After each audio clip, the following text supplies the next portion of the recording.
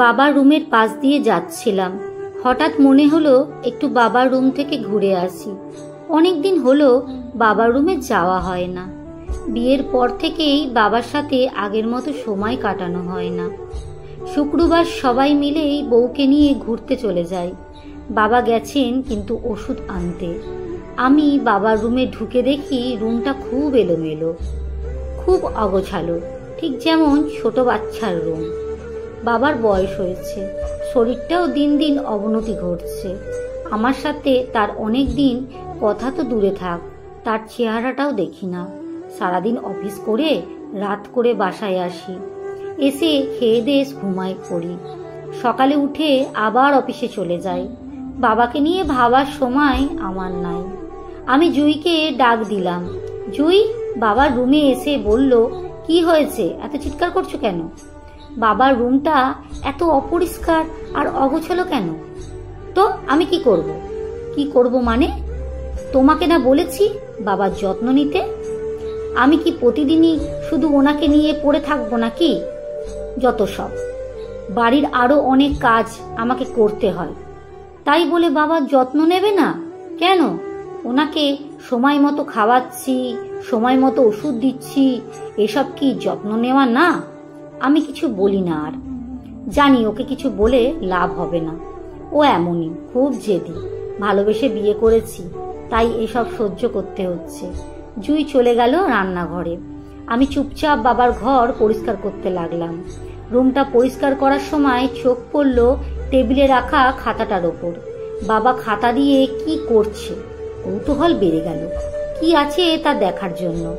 আমি খাতাটা নিয়ে প্রথম পেজটা খুললাম। প্রথম পেজেই লেখা আছে আমার ডায়েরি। লেখাটা পড়ে খুব অদ্ভুত লাগলো। আমি পরের পেজটা খুলতেই দেখি মায়ের একটা পুরনো ছবি, আর তার নিচে লেখা আছে কলিজা। বাবা মাকে অনেক ভালোবাসতো, কিন্তু মায়ের মৃত্যুর পর বাবা খুব পাল্টে গেলেন।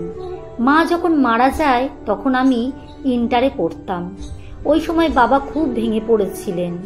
আমি আর আপুরা মিলে অনেক কষ্টে বাবাকে সেই কষ্টটা ভোলাতে পেরেছি। আমরা 3 ভাই বোন। আপুরা বড় আর আমি সবার ছোট। আমার আপুরা মানে ইরা আপু আর জান্নাত আপুর বিয়ে হয়েছে 2 বছর হলো। তারপর থেকে বাবা আর আমি একাই থাকি। জুই আর আমার বিয়ে হয়েছে 6 মাস হলো। বাবা অনেক আগেই তার চাকরি থেকে রিটায়ার করেছে। আমি পরের পেজটা উল্টালাম, সেখানে মাকে নিয়ে লেখা অনেক কবিতা আছে। আমি সব পড়ে একটু মুচকি হাসলাম। কয়েক পেজ উল্টানোর পর লেখা আছে, আজ আমার ছোট ছেলের বিয়ে। না ছোট না, অনেক বড় হয়েছে সে, এখন চাকরি করে।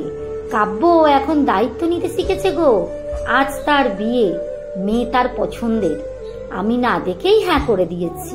আমার ছেলে মেয়ের আশা আমি কখনো অপূর্ণ করতে পারি?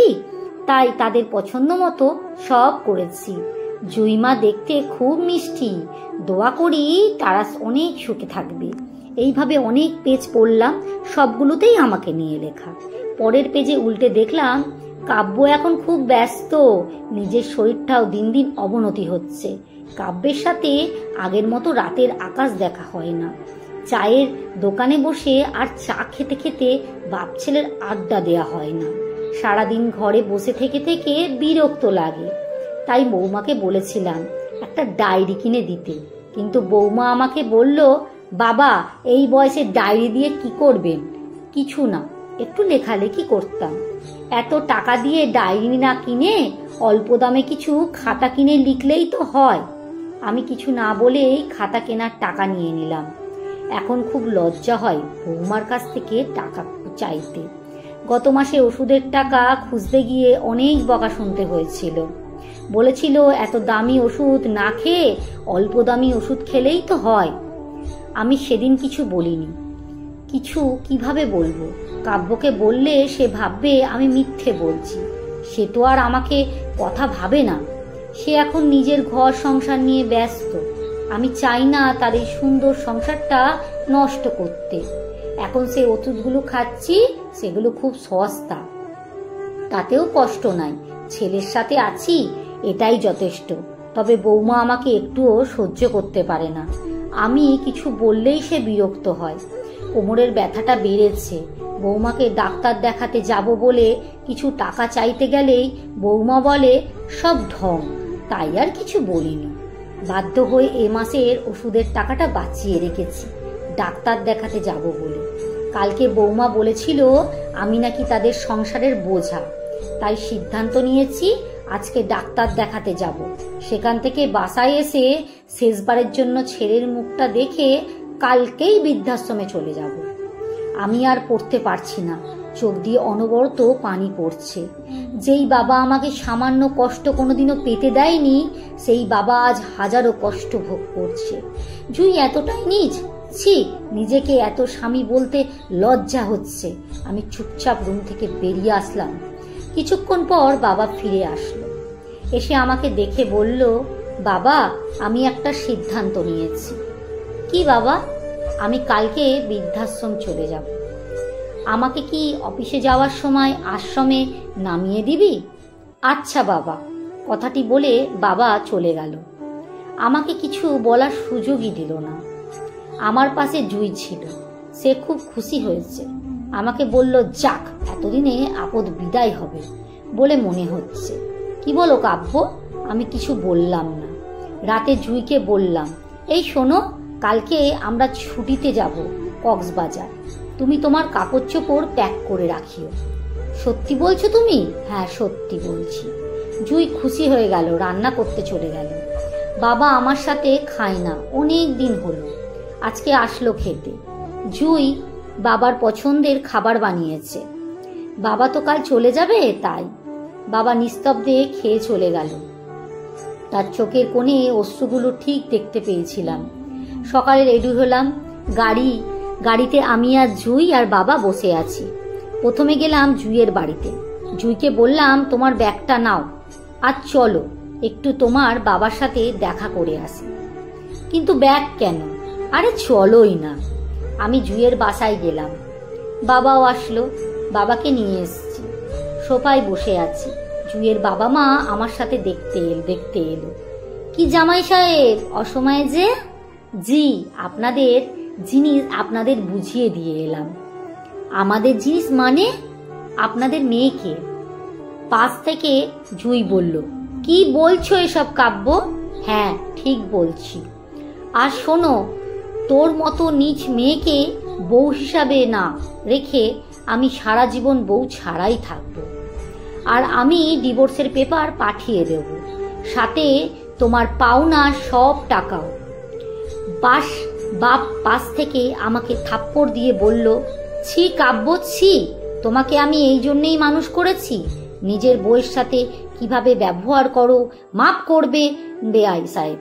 আমি কাব্যকে বুঝিয়ে বলবো সব। জুইয়ের আব্বু আম্মু কিছু না বুঝে বলল, কাব্য বাবা, কি হয়েছে খুলে বলো। বাবা হয়তো টের পেয়েছে।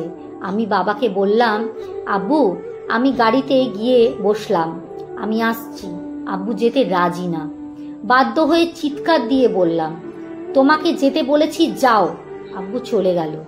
তারপর জুইয়ের আব্বু বলল, জামাই সাহেব, কি হয়েছে? আমার মেয়ে কি কোনো ভুল করেছে? কাব্য, আমি কি করেছি?